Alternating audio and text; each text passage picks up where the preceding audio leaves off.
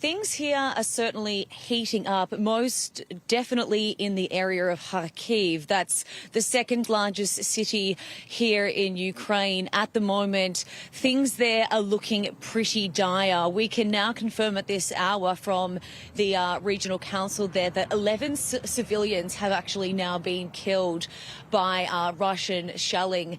And there are reports now that the Russian troops have actually been using cluster bombs in residential areas. Now, if that is the case, that is certainly going to seriously heat things up a notch. We don't have confirmation on that as of yet, but there is footage that is coming out at this hour, only within the last 10 minutes or so, of these apartment buildings that have been basically torn down to the ground, and we'll hopefully get these in to you very, very shortly.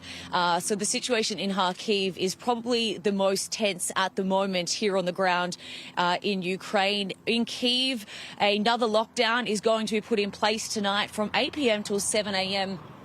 in the morning overnight, as they can probably bet that there is going to be another heavy round of fighting, although last night it was pretty quiet in comparison to the other nights that we have seen. We heard our first round of explosions last night in Kyiv at around 5 a.m. That was just one or two that we heard in comparison to several rounds that were just continued throughout the nights, every other night this week. And as far as those talks, which has been the main topic of discussion here on the border of Belarus between Ukraine and Russia, we haven't heard any official readout yet, but there is chatter here on the ground that from a minister, an advisor to President Zelensky actually, has given word that one of the main things that the Ukrainian delegation has asked for and requested is that all Russian troops be removed from the ground here, including those who have occupied Crimea since 2014 and those from the majority of the Donetsk and Luhansk region.